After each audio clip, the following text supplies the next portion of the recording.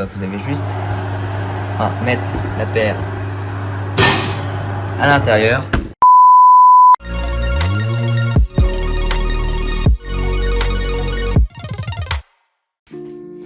Salut, j'espère que tu vas bien. Aujourd'hui, on se retrouve pour une petite vidéo où je vais vous donner quelques tips, aussi dit astuces et des petits conseils en rapport avec la sneaker, la basket. On va aller du plus connu au plus simple au moins connu. Enfin, c'est ce que je vois autour de moi. Les gens ne connaissent pas forcément les petits conseils, les petites astuces que je vais donner.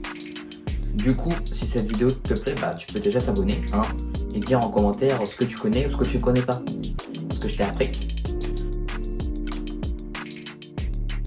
Conseil numéro 1, c'est de ne pas laisser exposer ses paires au soleil. Voilà, je pense que beaucoup le connaissent, mais je préfère le rappeler. Exposer ses paires, c'est bien beau, mais quand le soleil vient taper dessus, elles finissent par jaunir. Quand la colle jaunisse, c'est pas forcément très beau. Genre, je pense à ma paire de Nike Air Max 270 qui avait bien jauni avec le soleil. C'était très particulier parce que il y avait des bordures où c'était jaune à cause de la colle. Après une semaine jaunie, ça peut être très joli, le côté vintage, etc.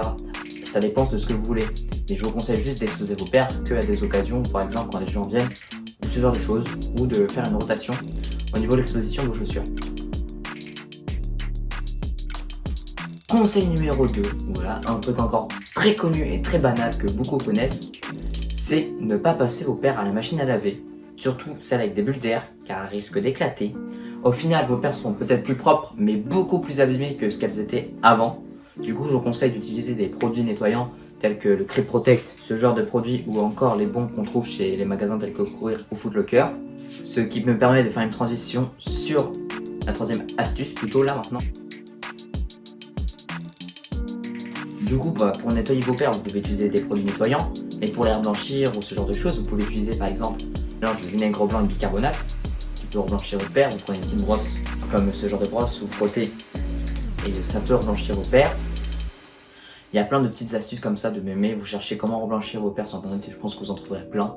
Moi, c'est ce que j'utilise, le bicarbonate en général, du vinaigre blanc avec de l'eau, bien sûr.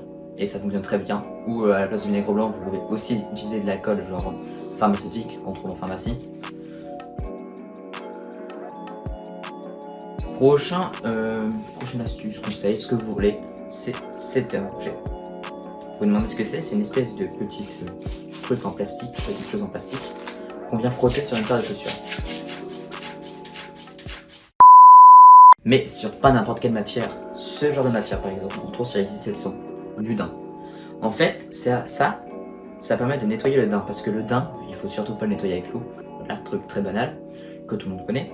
Mais avec ce genre de choses, parce que j'ai niqué mon daim avant, en frottant dessus, vous pouvez redonner un aspect de daim, un peu granuleux comme ça, et ça redonne un côté un peu plus neuf à la paire, qui est très utile. Ça sert aussi à nettoyer quand il y a des taches sur le daim, vous frottez avec ça.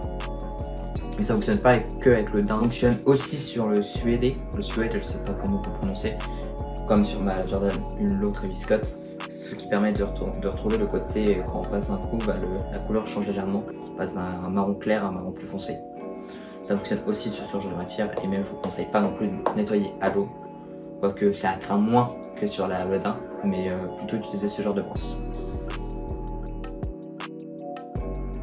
Alors, petite astuce maintenant, je sais pas vous, mais moi quelque chose que vraiment je crains sur les paires en général, c'est les plis qu'il y a sur le cuir, sur les suèdes, ce genre de choses.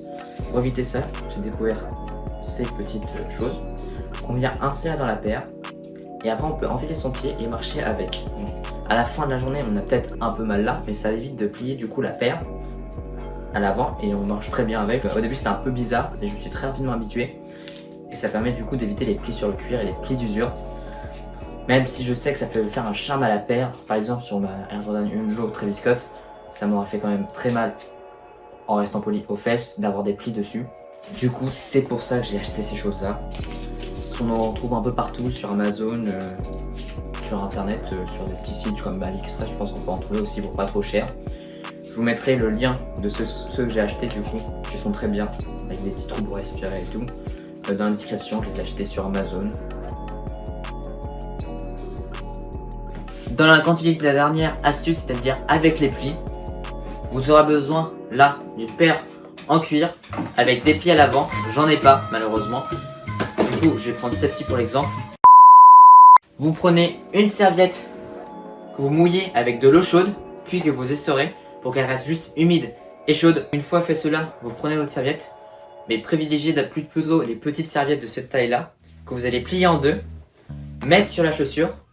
Vous allez ensuite prendre un fer à repasser chaud et passer par-dessus plusieurs fois. Plus les plis sont prononcés, plus il faudra passer dessus. Et en fait, avec cette méthode, vous allez faire disparaître les plis de cuir sur la sneaker. Je sais que cette méthode fonctionne car mon père m'a dit que ça fonctionnait sur le cuir normalement. J'ai vu déjà plusieurs résultats de cette méthode où ça fonctionnait, où le cuir disparaissait. Je vous invite à faire des recherches sur internet pour voir plus de détails, sur YouTube ou en général. Je vous mettrai d'ailleurs des liens en description pour plus de détails. Dernière astuce de la vidéo, c'est pour éviter les plis et de faire disparaître les plis qu'on retrouve sur les semelles. Comme là par exemple, je pense que vous pouvez voir, il y a des plis. Ou encore sur cette paire de Yeezy 700. Les plis qu'on a là par exemple. Avec cette méthode, vous allez les faire disparaître temporairement parce que bien sûr, ils vont revenir. Du coup, je vais vous la donner maintenant. C'est parti. Donc, vous prenez votre paire que vous voulez réparer. Voilà, enlevez les plis de la semelle.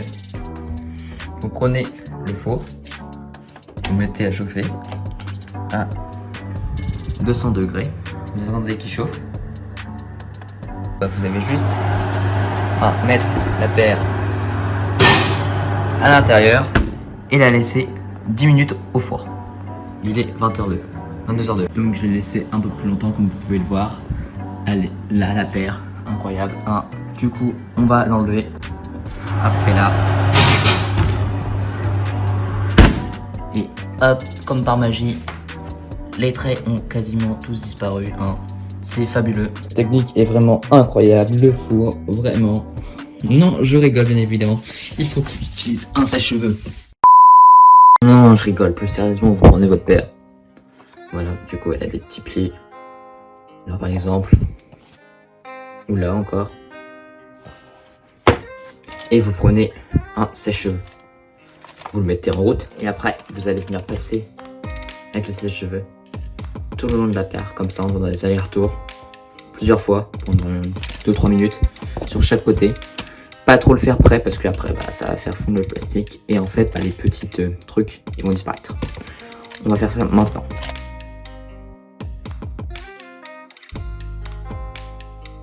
One eternity later. Regardez, ça c'était avant, c'est après. Les traits de la semelle sont beaucoup plus atténués. Regardez, le trait là par rapport au trait là. Est-ce que vous vous rendez compte à quel point vous pouvez rattraper comme ça vos semelles de Yeezy 700, c'est génial. Je vais vous montrer avec une paire où c'est beaucoup plus flagrant. C'est-à-dire cette paire de Adidas EQT où la semelle là par contre ça fait vraiment l'effet. Elle ressemble à ça de base. Voilà. Et je vais vous montrer ce que ça donne après le coup de sèche-cheveux.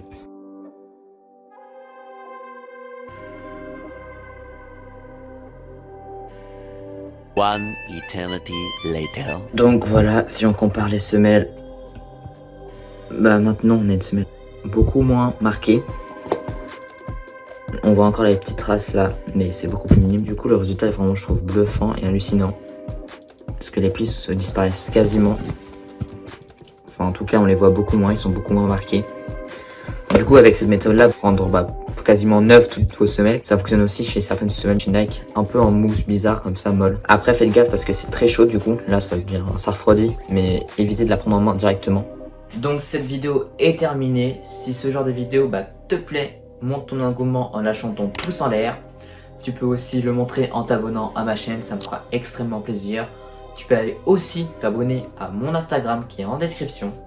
Allez check le SoundCloud de mon pote qui fait la musique pour mes vidéos en général. On se dit donc à la prochaine pour la suite de nos aventures. Tchuss!